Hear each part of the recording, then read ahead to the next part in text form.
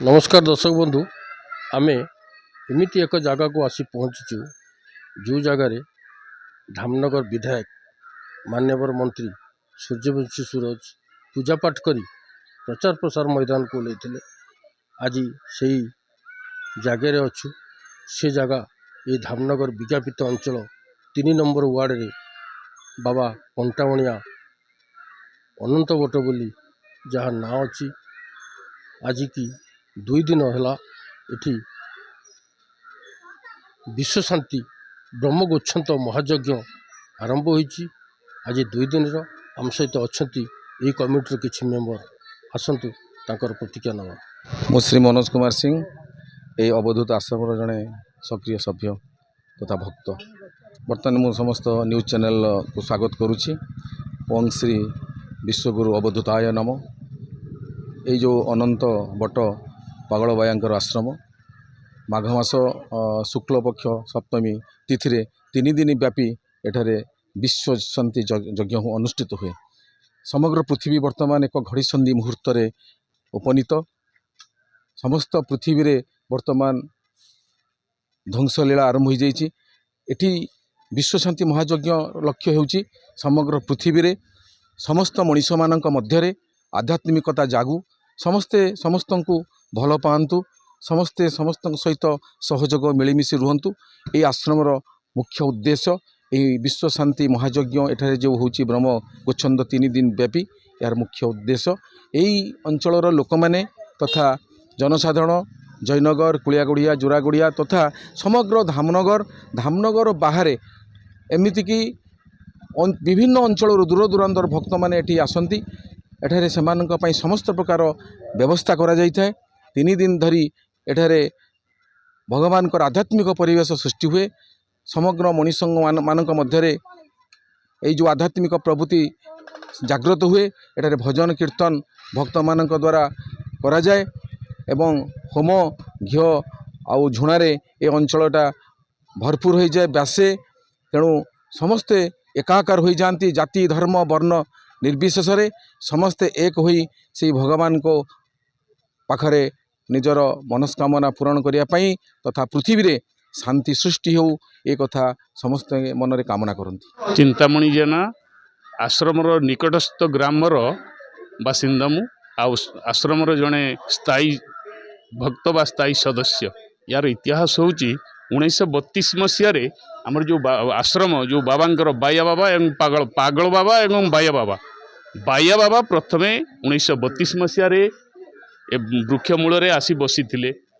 स्थानीय जमीदार जे कि राय महापात्र से प्रथमे बाबा को एठी स्थान देले बसई सारला परे तांकर प्रथमे भक्त हेले। भक्त हो सारला परे से एरिया जमी किछि डोनेट कले। से समय जगार परिस्थिति एटा 1932 मसीह बाबा एठिकी आसतिले। बाया बाबा निजे आसतिले जे कि आपण जो फोटोचित्र देखुछंदी से बाबा 1932 मसीह एठिकी आसिले।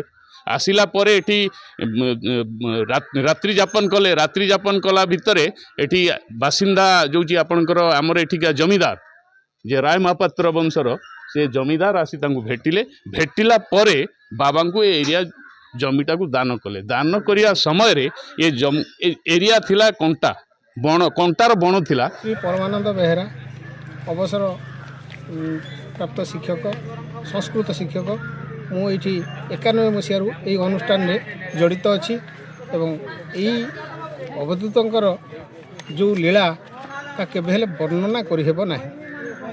एठारे पूर्वर एक कंटकमय परिवेश थिला, बहुत गछ परिपूर्ण थिला। बाबा हेतबेले एकाकी रोहुतिले एवं पाखरे गोटे बड़ बरगछ अच्छी। आमे बहु पूर्वर गछर मूल देखा मिले ना। एबे भी सुधा से गछ अच्छी किंतु भक्त मानकर मनस्कामना पूर्ण होला परे भक्त माने एठारे आसी तांकर मानसिक पूरण करिथांती। तेणु प्रत्येक वर्ष एठारे यही माघ सप्तमी आरंभ होई दशमी रे उद्यापित हुए। हजार हजार भक्त एठारे उपस्थित हुवंती एवं शांति श्रृंखलार सहित कार्य हुए। पागल बाया बाबा कालियापदारू ପଳେଇ ଆସିକି ଏଇ ବରଗଛ ମୂଳରେ ପ୍ରଥମେ ରହିଥିଲେ, କିନ୍ତୁ ଝୁମ୍ପୁଡ଼ି ଘର କରି ରହିଥିଲେ। ଏଇ ଆମ ଆଖପାଖର ଲୋକମାନେ ତାଙ୍କୁ ସାହାଯ୍ୟ କରି ଏଠାରେ ଏଇ ମଠଟି ଗଢ଼ି ଉଠିଛି। ଏବଂ ଆମର ଜମିଦାରୀ ଉଚ୍ଛେଦ ବେଳେ ଉମାବଲ୍ଲଭ ମହାପାତ୍ର ସିଏ ଏଇ ଅଳ୍ପ କିଛି ଜମି ଦାନ ଦେଇଛନ୍ତି। ତାରି ଉପରେ ଅନୁଷ୍ଠାନଟି ଗଢ଼ି ଉଠିଛି। ଶୁଣୁଥିଲେ ପ୍ରତିକ୍ରିୟା କହୁଥିଲେ ଯେଉଁ କଣ୍ଟାବଣିଆ ମଠ ବଟବୃକ୍ଷ ଅଛି, ଆପଣ ଭିଜୁଆଲ୍ ମାଧ୍ୟମରେ ଦେଖିପାରୁଥିବେ। ଏଇ ଯେଉଁ ବଟବୃକ୍ଷଟି ୟାର ମୂଳ ନାହିଁ। ମୂଳ ଆପଣ ଖୋଜିଲେ ବି ମୂଳ ପାଇବେନି। ଯାହା ପ୍ରତିକ୍ରିୟା ଦେଉଥିଲେ। ଆମ ପଛପଟରେ ଅନନ୍ତ ମହାରାଜ ଅଛନ୍ତି। ଅନନ୍ତ ମହାରାଜ ବି ଅଛନ୍ତି। ଏଇ ବଟବୃକ୍ଷ ମୂଳରେ ଅନନ୍ତ ମହାରାଜ ଅଛନ୍ତି। କେଉଁଠି ଅଛନ୍ତି ଏପର୍ଯ୍ୟନ୍ତ ଭକ୍ତମାନେ ଦେଖିବାକୁ ପାଉନାହାନ୍ତି। ଯିଏ ଦେଖିବାକୁ ପାଉଛି ଅତି ଭକ୍ତିରେ ଯିଏ ବାବାଙ୍କୁ ଡାକେ ସେମାନେ ଦେଖିପାରନ୍ତି। ଭଦ୍ରକରୁ ଶିଶିର କୁମାର ସ୍ୱାଇଁଙ୍କ ରିପୋର୍ଟ, ସୃଷ୍ଟି ନ୍ୟୁଜ୍। PRGI ସ୍ୱୀକୃତିପ୍ରାପ୍ତ ଓଡ଼ିଆ ଖବରକାଗଜ, ଖବର ପଛର ଖବର ଏବଂ ଆମ ଡିଜିଟାଲ ପ୍ଲାଟଫର୍ମ ସୃଷ୍ଟି ନ୍ୟୁଜ୍ ଓ ପଲିଟିକାଲ ଖଟି ପାଇଁ ଓଡ଼ିଶାର ସମସ୍ତ ଜିଲ୍ଲା, ବ୍ଲକ, ମହାନଗର ନିଗମ, ମ୍ୟୁନିସିପାଲିଟି ଓ NEC ଅଞ୍ଚଳରେ ସାମ୍ବାଦିକ ଆବଶ୍ୟକ।